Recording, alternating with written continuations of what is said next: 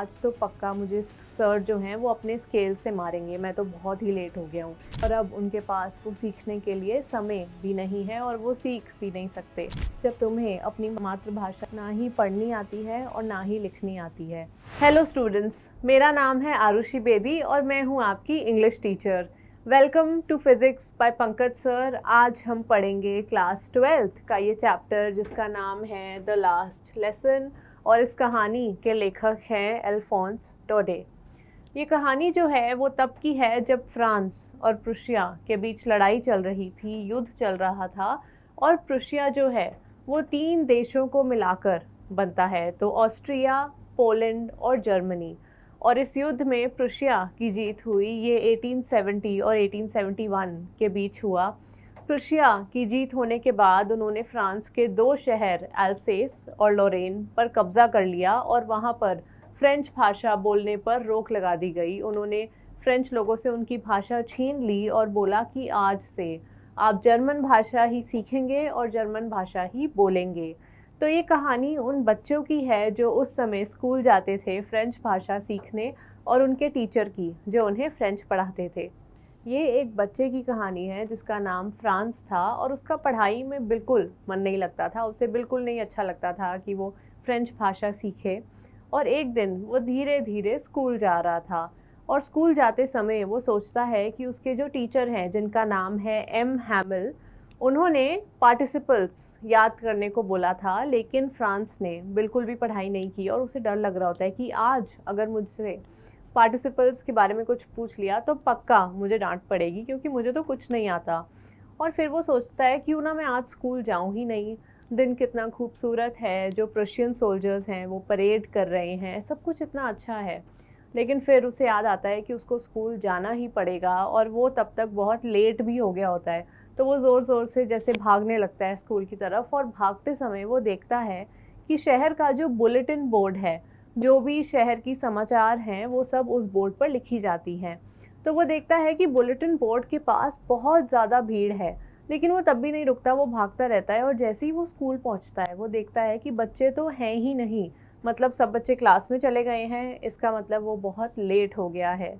लेकिन तब भी ना बच्चों की पढ़ने की आवाज़ आ रही है और ना ही उनके टीचर की पढ़ाने की आवाज़ आ रही है। बहुत ज़्यादा शांति होती है और फिर वो खिड़की से देखता है और वो देखता है कि सब बच्चे अपनी जो सीट्स हैं उस पर बैठ गए हैं और उनके टीचर भी क्लास में ही हैं।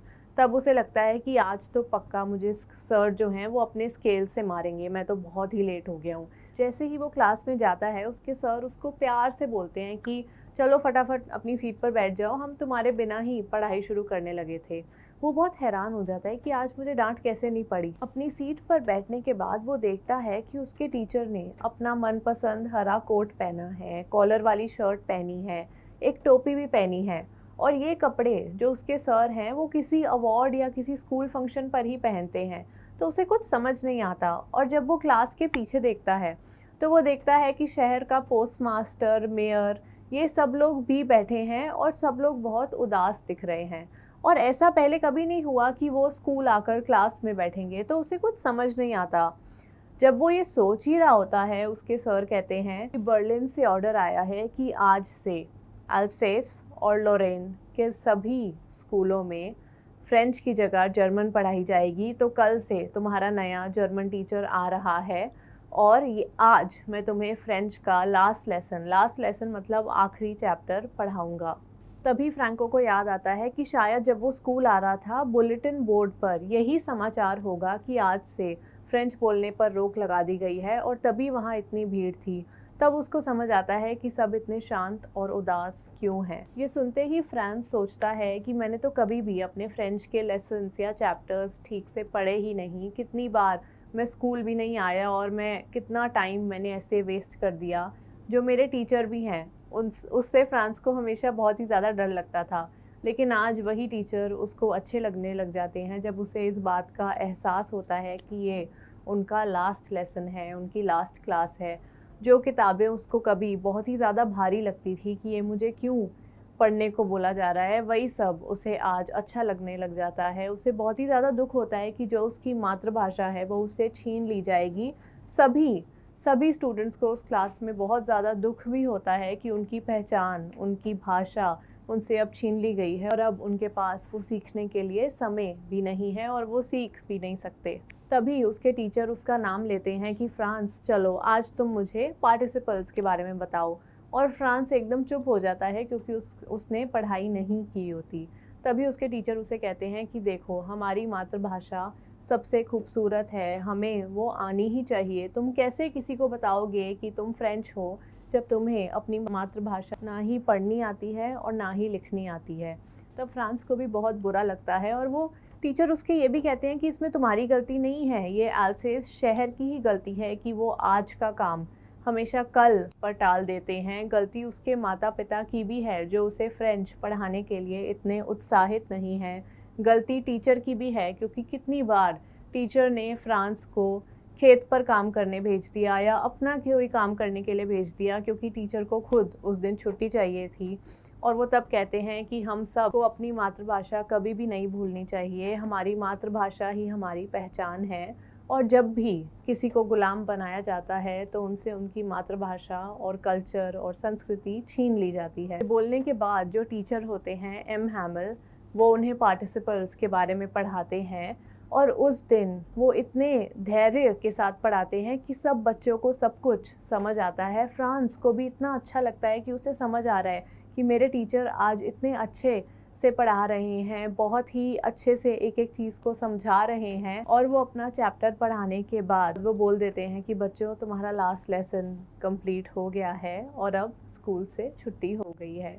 तो यही थी ये कहानी। बहुत ही सैड कहानी है क्योंकि कितनी बार हम अपनी भाषा को इतना इम्पोर्टेंस नहीं देते, महत्व नहीं देते जितना हमें देना चाहिए। और क्योंकि ये स्कूल के बच्चों की कहानी है तो आपको भी ये पढ़कर सुनकर बहुत ही अच्छा लगा होगा क्योंकि आप उससे रिलेट कर सकते हो। क्योंकि कितनी बार हमारा भी पढ़ाई में मन नहीं लगता और हम लेट हो जाते हैं, मन करता है कि ये सब क्या है, लेकिन हमें किसी चीज़ की वैल्यू, किसी चीज़ का इम्पोर्टेंस या वो हमारे लिए कितनी ज़रूरी है, तभी हमें ये एहसास होता है जब हमारे पास वो नहीं होती। तो मैंने आपको पूरा ये लास्ट लेसन चैप्टर हिंदी में तो समझा दिया है। अब आगे बढ़ते हैं और एक बार इसकी समरी इंग्लिश में समझ लेते हैं जो हमने ऑलरेडी अभी डिस्कस करी है। The last lesson by Alphonse Daudet is about a young boy named France who lives in French region of Alsace. One day, France goes to school and finds out that it will be the last lesson. मतलब वो school जाता है, उसको पता चलता है कि आज जो पढ़ाया जाएगा वो लास्ट फ्रेंच लेसन है क्योंकि जो जर्मन्स हैं who have taken over the region, taken over मतलब कब्ज़ा कर लिया है उनके शहर पर, have ordered that only German will be taught in school, कि आज से स्कूल में हर जगह सिर्फ जर्मन ही पढ़ाई जाएगी। Mr. M. Hamel, the teacher, tells the class about the importance of their language. जो टीचर है वो समझाते हैं कि हमारे कल्चर का कितना ज़्यादा इम्पोर्टेंस है। इम्पोर्टेंस मतलब बहुत ही ज़्यादा ज़रूरी है, उसका महत्व क्या है। About their language, भाषा and culture. He is very emotional. वो बहुत ज़्यादा भावुक होते हैं उस दिन। इमोशनल का मतलब होता है बहुत ज़्यादा भावुक हो जाना। And teaches with great passion. मतलब उन्हें पढ़ाना बहुत ही ज़्यादा अच्छा लगता है अपने आखिरी वाले दिन, क्योंकि उन्हें एहसास होता है कि वो 40 साल से फ़्रेंच पढ़ा रहे हैं और आज उनका आखिरी दिन है फ्रेंच लेसन के लिए। तो वो बहुत ही ज़्यादा ठहराव के साथ हर एक चीज़ को बच्चों को बहुत ही अच्छे से पढ़ाते हैं। France feels sad and guilty, France को बुरा लगता है और गिल्टी भी फील होता है। गिल्टी फील कब होता है कि जब आपने ही कोई खुद गलती की हो, तो कहते हैं ना कि आई एम गिल्टी, मीन्स इसका मतलब होता है कि मैंने ही ध्यान से पढ़ाई नहीं की, तो उसको दुख होता है, गिल्टी फील होता है for not taking his lesson seriously, क्योंकि उसने अपने लेसन्स को कभी भी सीरियसली नहीं लिया इससे पहले। तो ये हो गई हमारी समरी। अब आगे बढ़ते हैं और he starts to appreciate the French language more. अब उसको अपनी जो फ्रेंच भाषा है उसको और भी ज़्यादा अच्छी लगने लग जाती है। अप्रिशिएट मतलब कुछ अच्छा लगना, किसी चीज़ को अप्रिशिएट करना, किसी चीज़ की तारीफ़ करना।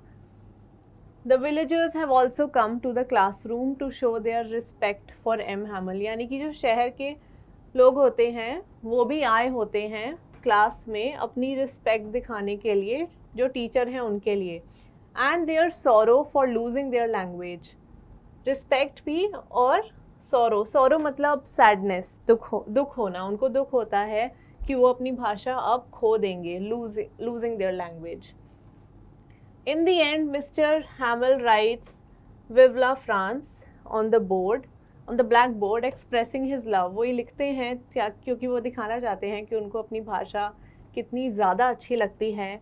The story highlights themes of loss मतलब किसी चीज़ को खो देना। पेट्रियोटिज्म का मतलब होता है अपने देश के लिए रिस्पेक्ट, अपने देश के लिए प्रेम। And the value of education का कितना ज़्यादा महत्व है हमारी ज़िंदगी में।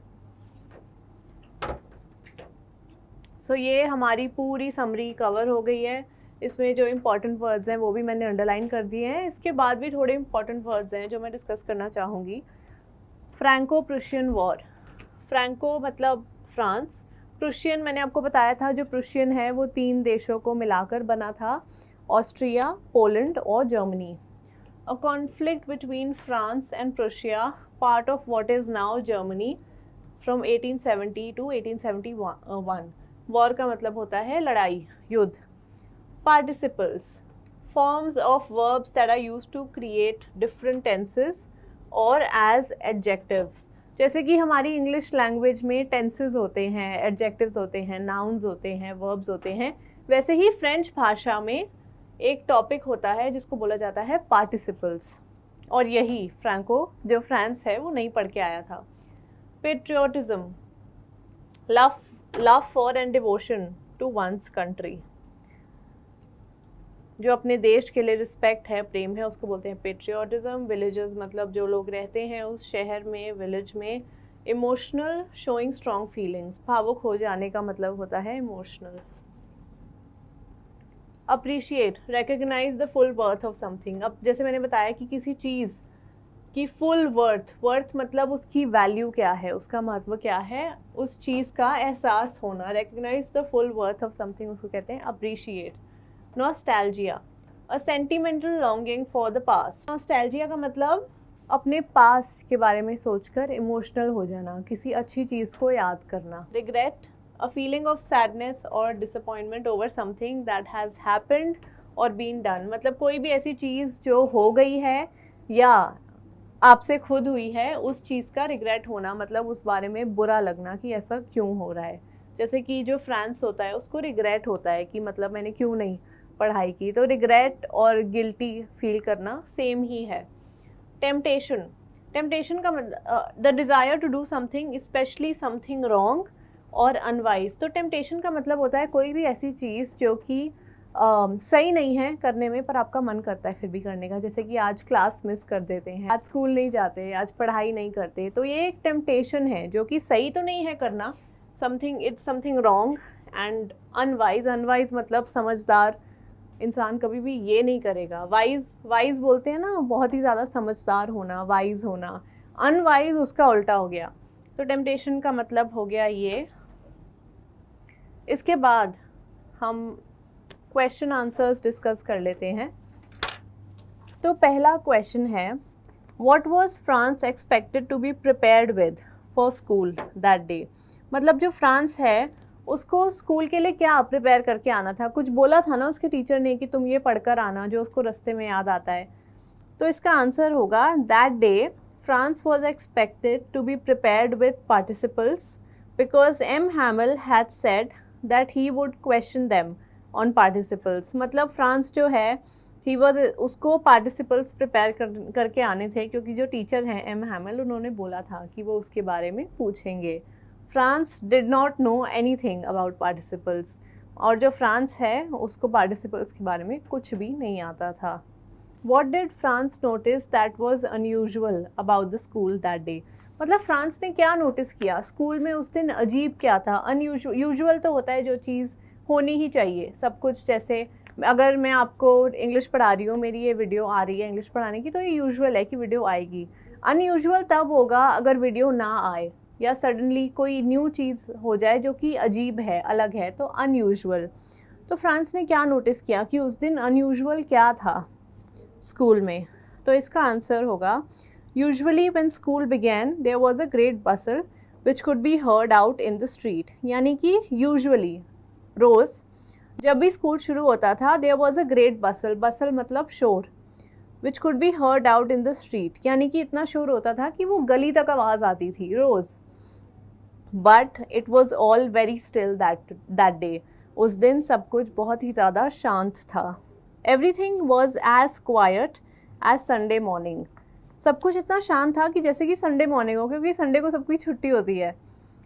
देयर वॉज नो ओपनिंग और क्लोजिंग ऑफ डेस्क, यानी कि बच्चों की बिल्कुल भी अपने डेस्क को ओपन करते हुए क्लोज करते हुए आवाज़ नहीं थी। जो उसके क्लासमेट्स थे वो अपनी जगह पर सब बैठ गए थे, his classmates were already in their places. The teacher's great ruler instead of rapping on the table was under M Hamel's arm, मतलब रोज़ जो उनके टीचर हैं उनका एक रूलर था, स्केल था, जो वो टेबल पर ज़ोर ज़ोर से मारते थे, लेकिन उस दिन उन्होंने अपना रूलर जो है, स्केल है, अपने आर्म के नीचे पकड़ा हुआ था और कोई आवाज़ नहीं आ रही थी स्केल से मारने की। तो ये चीज़ उस दिन बहुत ज़्यादा अनयूजुअल थी। What had been put on the bulletin board? Bulletin board हमने पहले डिस्कस किया। बुलेटिन बोर्ड क्या होता है? शहर का वो बोर्ड जिस पर शहर की सारी समाचार जो है वो लिखी जाती है। तो उस दिन बुलेटिन बोर्ड पर क्या लिखा था? फ्रांस अब जब स्कूल जा रहा था वो रुका तो नहीं पढ़ने के लिए, उसने देखा बहुत ज़्यादा भीड़ है, लेकिन जब वो स्कूल पहुंचा उसको तब ये इस बात का एहसास हुआ कि शायद यही खबर लिखी हुई थी कि आज से जर्मन पढ़ाई जाएगी। तो इसका आंसर होगा for the last 2 years all the bad news had come from the bulletin board, यानी कि 2 साल जिन सालों में पूरा युद्ध चल रहा था, सारी जो भी खबरें आ रही थी बुरी ही खबरें आ रही थी, क्योंकि जो फ्रेंच हैं वो हार गए थे इस वॉर में। और an order had come from Berlin to teach only German in the schools of Alsace and Lorraine, यानी कि यही खबर आई थी कि बर्लिन से ऑर्डर आया कि आज से सिर्फ जर्मन पढ़ाई जाएगी। ये न्यूज़ लिखी हुई थी बुलेटिन बोर्ड पे। The Germans had put up this notice on the bulletin board, जो जर्मन्स हैं जिन्होंने फ्रेंच शहर पर कब्ज़ा कर लिया था, उन्होंने ये न्यूज़ बुलेटिन बोर्ड पर लगा रखी थी। How did France feelings about M Hamel and school change? जो फ्रांस है उसकी जो फीलिंग्स है, जो भावना है स्कूल को लेकर, टीचर को लेकर, कैसे बदली? क्योंकि पहले तो उसको स्कूल भी नहीं पसंद था, उसको अपना टीचर भी बिल्कुल नहीं पसंद था, उसको टीचर से बहुत डर लगता था कि ये बहुत ज़्यादा डांटता है, और उसको पढ़ाई का भी कोई शौक़ नहीं था, मन बिल्कुल नहीं लगता था पढ़ाइयों में। लेकिन वो चीज़ कैसे बदल गई, उसकी ये फीलिंग्स, जो भावनाएं थी, वो बदली कैसे? तो इसका आंसर होगा France came to know that it was the last lesson in French that M Hamel would give them. France को ये पता चला कि आज जो है वो फ्रेंच का लास्ट लेसन है जो एम हैमिल उन्हें पढ़ाएंगे। From the next day they will be taught only German, और अगले दिन से अब सिर्फ जर्मन पढ़ाई जाएगी, तो एकदम नई भाषा पढ़ाई जाएगी। Then he felt sorry for not learning his lessons properly, और तब उसको बुरा लगा कि उसने अपनी भाषा को वैल्यू क्यों नहीं किया, अप्रिशिएट क्यों नहीं किया, भाषा को इम्पोर्टेंस क्यों नहीं दिया, क्योंकि अब वो अपनी भाषा नहीं पढ़ पाएगा। His books, which seemed a nuisance and a burden earlier, were now old friends. यानी कि अब उसको लग रहा है कि मुझे अपनी बुक्स इतनी बुरी लगती थी, लेकिन अब उसको वही सब चीज़ें अच्छी लगने लग गई हैं। His feelings about M. Hamill also changed. अपनी टीचर के बारे में भी जो वो सोचता था, जो उसका ओपिनियन था, वो बदल गया। He forgot all about his ruler and how cranky he was. यानी कि अब जो फ्रांस है वो भूल गया कि उसका टीचर एक स्केल से उसको कैसे टेबल पे रख के ज़ोर ज़ोर से मारा करता था और कितना स्ट्रिक्ट टीचर था, वो सब ये भूल गया, क्योंकि अब उसको अपने टीचर को लेकर भी बहुत ही ज़्यादा इमोशनल फीलिंग्स आ गई कि ये हमें कितने अच्छे से पढ़ाते थे। तो ये हो गए हमारे क्वेश्चन एंड आंसर, ये मैंने लिखे भी हुए हैं, तो अगर आपको एक बार ये देखना है देख लीजिए। What was France expected to be prepared with for school? What did France notice that was unusual about the school that day? What had been put up on the bulletin board? How did France's feelings about M. Hamill and school change? ये सारा हमने अभी discuss कर लिया है। तो इस chapter की समरी, इम्पॉर्टेंट वर्ड्स, सारा चैप्टर हमने हिंदी में भी पढ़ लिया है, क्वेश्चन आंसर भी पढ़ लिए हैं, और अगर आपको कोई भी और डाउट है तो उसको कमेंट सेक्शन में लिख दीजिए। आई होप आपको आज की क्लास अच्छी लगी, एंड मैं आपको मिलूँगी नेक्स्ट क्लास में। Thank you.